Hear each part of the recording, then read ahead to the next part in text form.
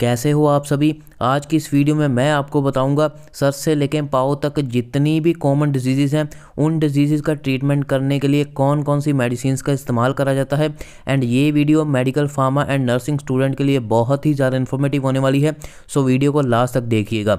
सो सबसे पहले हम हेडेक की बात करते हैं। सो अगर नॉर्मल हेडेक है, हेडेक भी दो तरह का होता है, normal headache and migraine headache. So अगर नॉर्मल हेडेक है तो उसमें पैरासीटामोल का इस्तेमाल किया जा सकता है। इसके अलावा आइबुप्रोफेन का इस्तेमाल किया जा सकता है। इसके अलावा कुछ कॉम्बिनेशन मेडिसिन जैसे aceclofenac plus paracetamol, ibuprofen plus paracetamol, diclofenac plus paracetamol and nimesulide plus paracetamol, इनका भी इस्तेमाल करा जा सकता है।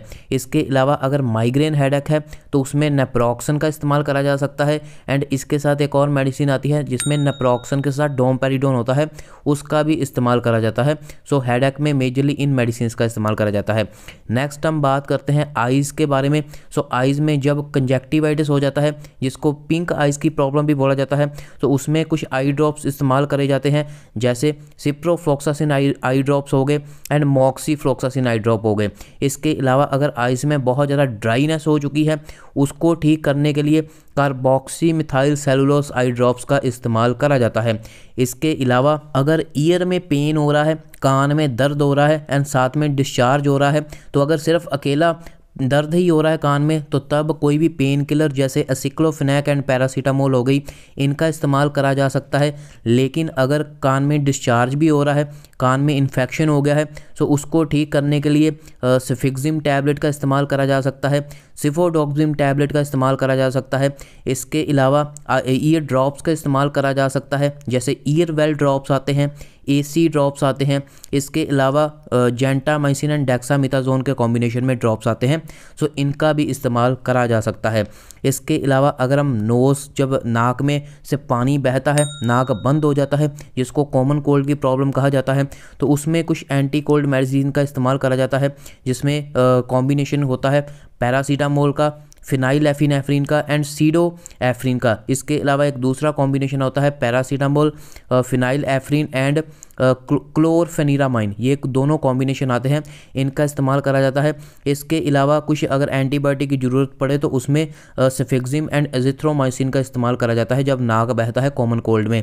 इसके अलावा कई बार एंटी एलर्जिक मेडिसिन का भी इस्तेमाल करा जाता है। अगर एलर्जी की वजह से नाक बंद हो चुका है, जुकाम लग गया है, तो anti allergic medicine levocetirizine and cetirizine का इस्तेमाल करा जाता है। अगर हम कफ़ की बात करें, अगर खांसी आ रही है तो आपको पता है दो तरह की खांसी होती है, ड्राई कफ एंड वेट कफ। अगर हम ड्राई कफ की बात करें तो उसमें आप सिर्फ स्क्रीन के ऊपर देख रहे हो डेक्स्ट्रोमिथोर्फन एंड साथ में इसके क्लोरफेनिरामाइन मेलिएट, ये दोनों कॉम्बिनेशन में आते हैं। इसका इस्तेमाल ड्राई कफ में करा जाता है।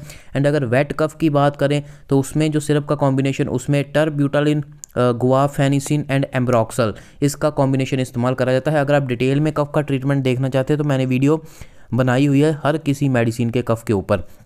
इसके अलावा अगर हम माउथ अल्सर्स की बात करें, अगर किसी को माउथ अल्सर्स हो जाते हैं तो उसमें बी कॉम्प्लेक्स विटामिन का इस्तेमाल करा जाता है। इसके अलावा फॉलिक एसिड टैबलेट का इस्तेमाल करा जाता है।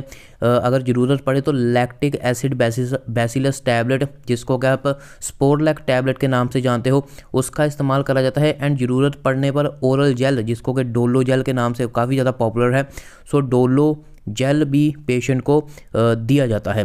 नेक्स्ट हम बात करते हैं, अगर टूथ हैक हो रहा है, अगर दांत में दर्द हो रहा है, तो अगर तो नॉर्मल पेन है तो तब नॉर्मल पेन किलर जैसे सिक्लोफेनेक पैरासीटामोल, डाइक्लोफेनेक पैरासीटामोल दी जा सकती है।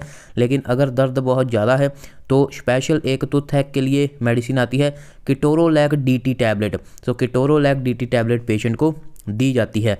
नेक्स्ट हम बात करते हैं टॉन्सिलाइटिस एंड फेरिंजाइटिस के बारे में। अगर टॉन्सिलाइटिस किसी को हो गया है गले में तो एजिथ्रोमाइसिन 500 टैबलेट का इस्तेमाल करा जाता है। एंड इसके अलावा उसको क्लोरहेक्सिडीन माउथ वॉश दिया जाता है गार्गल्स करने के लिए। एंड अगर फेरिंजाइटिस हो गया है तो उसमें भी एजिथ्रोमाइसिन 500 टैबलेट का इस्तेमाल करा जाता है, लेकिन उसको क्लोरहेक्सिडीन की जगह पे बीटाडीन गार्गल्स दिए जाते हैं जिसमें पोविडीन आयोडीन होता है। नेक्स्ट हम बात करते हैं चेस्ट पेन के बारे में। चेस्ट पेन का आपको खास ध्यान रखना है कि अगर किसी को चेस्ट पेन हो रही है तो उसको इमीडिएटली डॉक्टर के पास लेके जाएं, क्योंकि उसको हार्ट अटैक की या फिर हार्ट की भी कोई प्रॉब्लम हो सकती है। सो इसलिए उसको इमीडिएटली डॉक्टर के पास लेके जाएं। अगर उसको कोई हार्ट अटैक की पहले से हिस्ट्री है, हार्ट की कोई प्रॉब्लम है, तो एमरजेंसी में आइसोसोर्बाइड जो होती है, सॉर्बिटेट जो टैबलेट होती है, उसका टंग के नीचे इस्तेमाल करा जा सकता है। इसके अलावा अगर उसको गैस की वजह से चेस्ट में बर्न हो रहा है, चेस्ट में पेन हो रहा है, तो पेंटाप्राजोल का इस्तेमाल करा जा सकता है। इसके अलावा डाइजीन सिरप का इस्तेमाल करा जा सकता है। लेकिन चेस्ट के केसेस बहुत ज़्यादा सीवियर होते हैं, इसलिए उसको इमीडिएटली डॉक्टर के पास लेके जाना बहुत ज़्यादा ज़रूरी है। नेक्स्ट हम बात करते हैं, अगर एब्डोमिन में पेन हो रहा है तो एब्डोमिन का पेन ठीक करने के लिए डाईसाइक्लोमिन टैबलेट का इस्तेमाल करा जा सकता है। इसके अलावा ड्रोटाविन टैबलेट का इस्तेमाल करा जाता है। अगर स्टमक में, पेट में गैस बन गई है, देन पेंटाप्रोजोल का इस्तेमाल करा जा सकता है कैप्सूल का, ओमिप्राजोल, रेनिटिडीन, रेबिप्राजोल, इन सभी का इस्तेमाल करा जा सकता है पेट में अगर गैस बन चुकी है।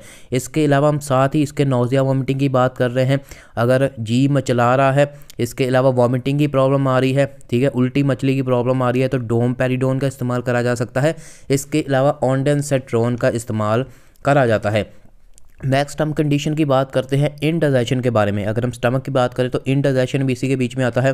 सो इनडाइजेशन की अगर किसी को प्रॉब्लम है, खाना अच्छे से पच नहीं रहा, तो डाइजेस्टिव एंजाइम्स का इस्तेमाल करा जा सकता है, जिसमें एरिस्टो एंजाइम काफ़ी ज़्यादा फेमस है। इसके अलावा अगर भूख बहुत ज़्यादा कम लग रही है तो साइप्रोहेप्टाडीन सिरप का इस्तेमाल करा जा सकता है, इसकी टैबलेट भी अवेलेबल है।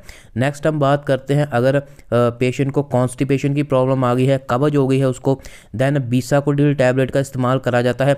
डल्कोलेक्स, जिसको ब्रांड नेम काफ़ी ज़्यादा पॉपुलर है, इसकी 2 टैबलेट नाइट टाइम पे गर्म पानी के साथ पेशेंट को दी जाती है। इसके अलावा लैक्टुलोस लिक्विड या फिर क्रीमापिन सिरप का भी इस्तेमाल करा जाता है कॉन्स्टिपेशन को ठीक करने के लिए। नेक्स्ट हम बात करते हैं डायरिया के बारे में। सो डायरिया में लैक्टिक एसिड बैसिलस, जिसको कि स्पोरलैक टैबलेट बोला जाता है, उसका इस्तेमाल करा जाता है। एंड साथ ही इसके कई बार पेशेंट को ओफ्लॉक्सासिन एंड और निडाजोल भी दिया जाता है। एंड ये तीनों चीज़ें पेशेंट को मिला करके दी जाती हैं, और फ्लॉक्सासिन एंड और निडाजोल का कॉम्बिनेशन काफ़ी ज़्यादा पॉपुलर है। इसके अलावा हम नेक्स्ट बात करते हैं, अगर फीमेल्स को पेनफुल पीरियड्स की प्रॉब्लम आ रही है, ठीक है, पीरियड्स के टाइम पे बहुत ज़्यादा दर्द हो रहा है, तो देन ड्रोटावरिन एंड मेफेनेमिक एसिड का कॉम्बिनेशन आता है, वो दिया जाता है, या फिर डाईसाइक्लोमिन भी उनको दिया जाता है। एंड अगर हैवी ब्लीडिंग की प्रॉब्लम है तो तब 2 मेडिसिन आती हैं अलग अलग, इन दोनों में से एक दी जाती है, या तो ट्रेनेक्समिक एसिड टैबलेट मार्केट में आती है, या फिर एटमसाइलेट टैबलेट आती है। इन दोनों टैबलेट में एक टैबलेट हैवी ब्लीडिंग में इस्तेमाल करी जाती है। नेक्स्ट हम बात करते हैं, अगर लोअर बैक पेन की प्रॉब्लम है तो तब डाइक्लोफेनेक टैबलेट या फिर डाइक्लोफेनेक जेल का इस्तेमाल करा जाता है।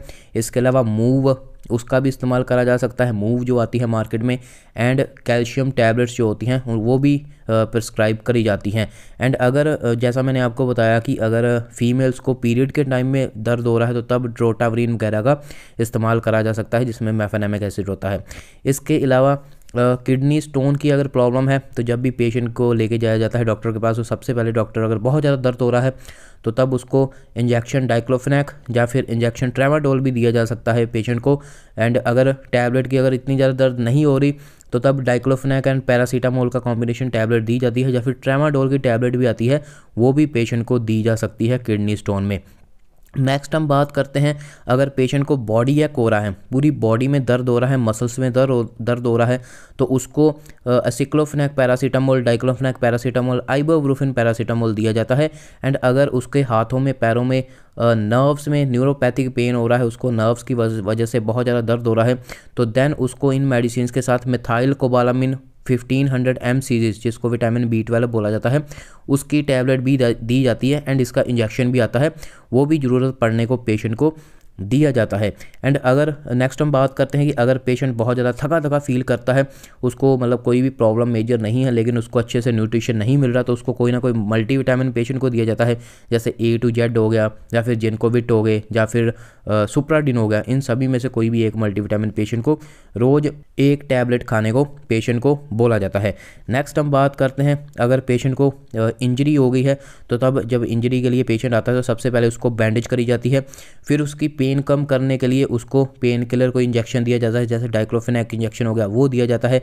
देन उसकी इंजरी जल्दी ठीक करने के लिए उसको कोई भी एंटीबायोटिक टैबलेट्स दिए जाते हैं साथ में, जैसे स्फिक्सिम हो गया, या फिर मेजरली जो आपने देखा होगा अमोक्सिसिन एंड क्लेब्यूलानेट 625 आपने देखा होगा, 625 की टैबलेट इसको बोला जाता है, काफ़ी ज़्यादा पॉपुलर है मार्केट में, इसका इस्तेमाल करा जाता है।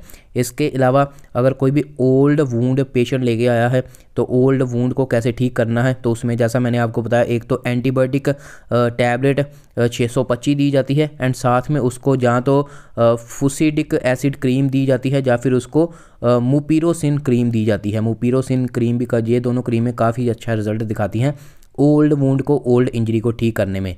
इसके अलावा नेक्स्ट, अगर किसी भी पेशेंट को कोई भी चीज़ एलर्जी कर गई है, कोई भी फूड, कोई भी मेडिसिन उसको एलर्जी कर गई है, कोई भी इंसेक्ट उसको काट गया है वो एलर्जी कर गया है, तो उसको ठीक करने के लिए पेशेंट को एविल प्लस डेक्सोना इन दोनों को मिक्स करके इंजेक्ट करा जाता है। अगर इतनी ज़्यादा एलर्जी नहीं है तो तब टैबलेट भी दी जाती है जिसमें कि आपको दिया जाता है लेवोसेट्रिजिन, सेट्रिजिन एंड हाइड्रोक्सीजिन। इन मेडिसिन का इस्तेमाल करा जाता है अगर पेशेंट को ज़्यादा एलर्जी नहीं है। तो ये थी पूरी की पूरी मेडिसिन जिनका मेजरली इस्तेमाल करा जाता है सर से लेके पाँव तक। अगर कोई भी बंदे को डिजीज़ हो जाती है, आई होप कि आपको वीडियो अच्छी लगी होगी। ऐसी और practical based, market based video मेरे चैनल के ऊपर मिलती रहेगी। अपने मेडिकल फार्मा नर्सिंग रिलेटेड दोस्तों के साथ मेरे चैनल को शेयर कीजिए ताकि उनको ज़्यादा से ज़्यादा प्रैक्टिकल बेस्ड इन्फॉर्मेशन मिल सके। मेरे चैनल को सब्सक्राइब कीजिए, बेल आइकन पर क्लिक कीजिए। आप मेरे को मेरे इंस्टाग्राम रोहित कुमार हेल्थ के ऊपर भी फॉलो कर सकते हो। Thank you so much.